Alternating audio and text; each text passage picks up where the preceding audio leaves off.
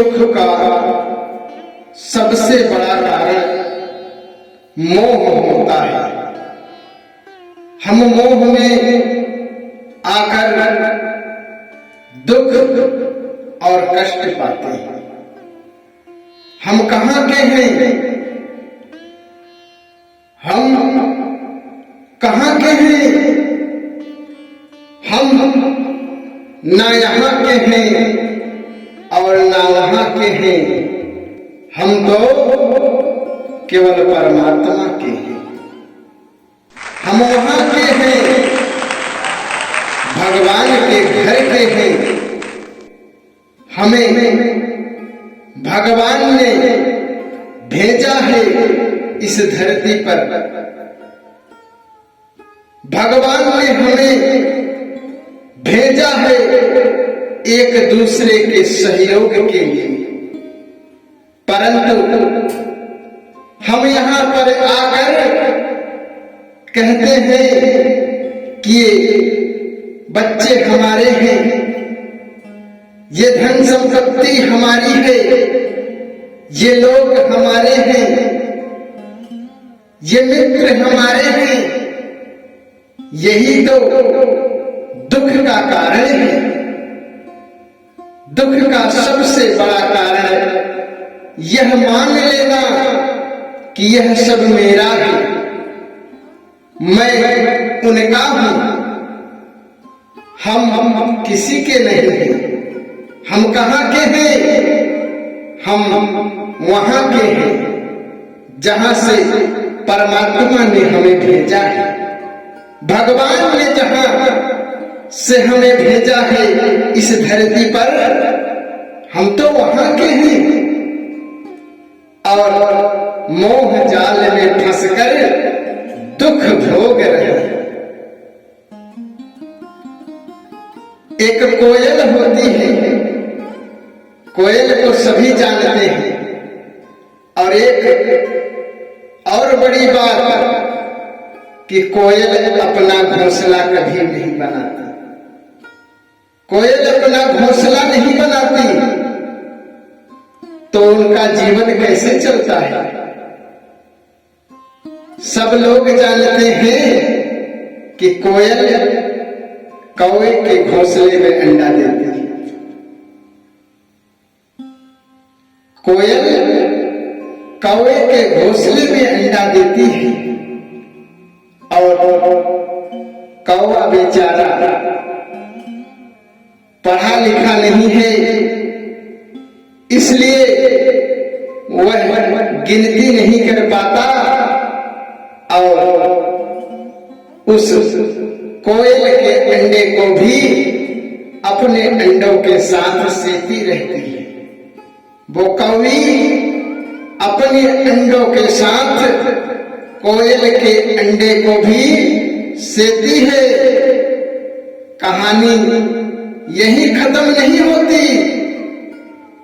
वो अंडे को सेती है और सेती रहती है और एक दिन ऐसा भी आता है कि उस अंडे से चूजे निकल आते हैं।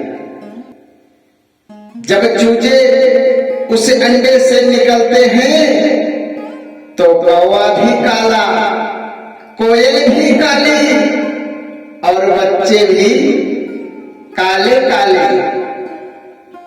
अब मोह में आकर कवि ने तो यह सोचा, कवि ने यह समझा कि ये मेरे ही अंडे हैं। उसने अपना अंडा मानकर उसको परवरिश किया, सेया, और जब चूजे निकले आए तो काले काले बच्चों को देखकर कौवी मन ही मन खुश थी, बहुत खुश थी। अब कौवा और कौवी दोनों मिलकर बच्चों की परवरिश करने लगे।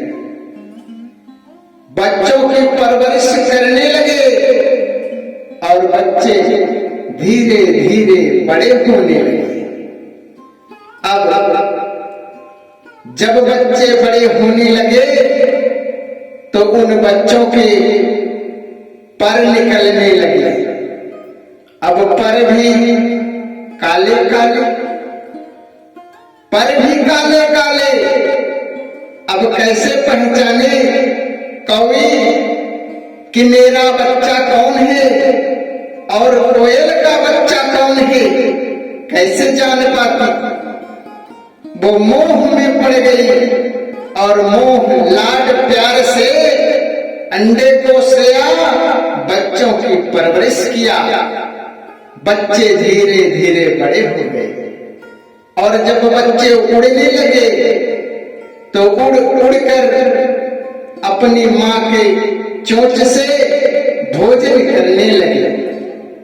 अब कौवा तो कांव कांव करता है और कोयल तो कुहू कुहू की आवाज निकालती है। परिणाम ये हुआ कि कोयल के बच्चे जब बोलने लायक हुए तो वो अपनी आवाज में बोलने लगे, कुहू कुहू करने लगे। अब कवि तो समझ ना सकी, कवि तो घबराई कि अरे ये कांव कांव की जगह कुहू कुहू क्यों बोल रहा है। तब घबराकर कवि ने सोचा कि ये निश्चित ही मेरे पुत्र नहीं है, ये मेरे बेटे नहीं है। और जो कौवे के बेटे थे वो तो कांव कांव करने लगे। तो कवि ने उन बच्चों में से अपने बच्चे को पहचान लिया, अपने बच्चे को पहचान लिया और कोयल के बच्चों को चोंच मार कर अपने पास से भगा दिया और दूर दूर तक उनके पीछे भागती कौवी और मार मार कर चोंच से उन कोयल के बच्चों को भगा देती है और अपने बच्चों की परवरिश करने लगती है। कोयल के बच्चे इतने बड़े हो गए उस कौवी के पास कि अब वो अपने माता पिता के पास पहुंच गए। अब कोयल उनका देखभाल करने लगी और इतने बड़े हो गए कि वो खुद ही भोजन करने लगे और इस दुनिया में अपने पैर अपने पंखों को फड़फड़ाने लगे। अब बताइए, कवि ने अपना अंडा सेया था, उस कोयल के अंडे को अपना माना और उसको सेती रही और उस बच्चे को भी अपना माना, बच्चों की परवरिश करती रही। परंतु अंततः उसे क्या मिला? उसे कुछ नहीं मिला। केवल मोह में रहकर उसने अंततः दुख पाया कि ये तो मुझसे गलती हुई जो मैंने कोयल के बच्चों को इतना बड़ा कर दिया। मोह में पड़कर हम इंसान भी यही करते हैं, जिसे अपना मानते हैं वही दुख दे जाता है, वही तकलीफ देता है। और जिस बच्चे को हम अपना मानकर उसका पालन पोषण करते हैं, वही बच्चा वही बेटा हमें दुख दे देता है।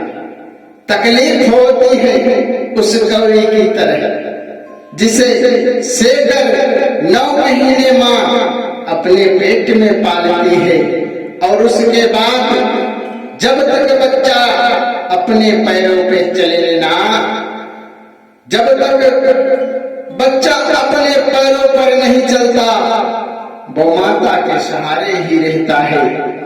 और अंत में जब माँ का समय आता है बुढ़ापे में, तो वही बच्चा क्या देता है?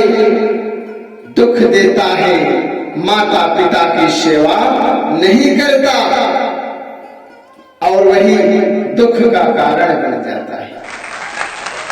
इसलिए किसी पर कोई उपकार करो तो उससे आशा ना रखो, आशा नहीं रखोगे तकलीफ नहीं होगी, दुख नहीं होगा।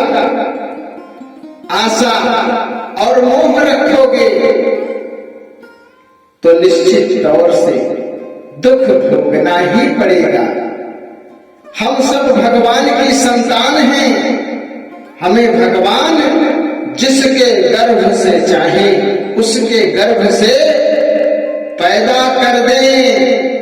उस कोयल की तरह भगवान भी कोयल की तरह होते हैं।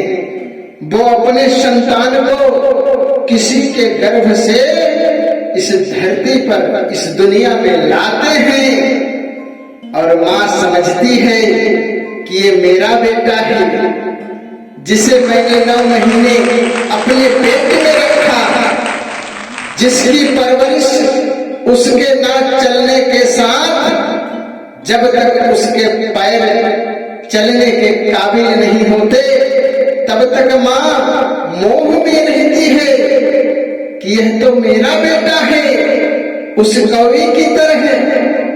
लेकिन वही बेटा जब बड़ा हो जाता है तो कोयल की आवाज निकालकर अपने माँ को धोखा देता है और माँ कष्ट में, दुख में उस बेटे को त्याग नहीं पाती। कौवी ने जब सुना आवाज कि ये तो कोयल की आवाज है, उसने मार कर भगा दिया, उसने मार कर भगा दिया। उसे उतना ही कष्ट मिला। लेकिन हम इंसान अपनी संतान को कैसे मार के भगाते? जिसे 9 महीने गर्भ में रखा, 2 साल बाहर सेवा किया, वही बच्चा जब बड़ा होता है तो मोह के कारण हम उसे त्याग नहीं पाते और अंततः वही बेटा, वही पुत्र, वही पुत्री हमें तकलीफ देते हैं। मोह में रहकर हम ही उनसे दुख पाते हैं। वो हमारी सेवा क्या देखने तक नहीं चाहते। ऐसे बच्चे हो जाते हैं, ऐसे औलाद हो जाते हैं, इसलिए हम दुख पाते हैं। यही कष्ट है और यही दुख का सबसे बड़ा कारण है, मोह। भगवान इस धरती पर सबको लाएंगे और एक माध्यम माँ ही बनती है जो ममता की प्रतिमूर्ति होती है। अब माँ को समझने वाला बेटा होना चाहिए। बेटे को चाहिए कि माँ का आदर सम्मान करे। उस कोयल ने अंडे तो छोड़े, लेकिन आवाज को पहचान कर कौवी मार कर भगा देती है। ठीक उसी प्रकार हमको भी अपने आप को पहचानना है, अपने बेटे को पहचानना है। आपका बेटा भगवान का बेटा है। उसके मोह में पड़कर दुख और तकलीफ ना सहें। ये परमात्मा की संतानें हैं, हम सब भगवान के हैं। दुख तब होता है जब हम उसे अपना समझ लेते हैं, उस कौवे की तरह।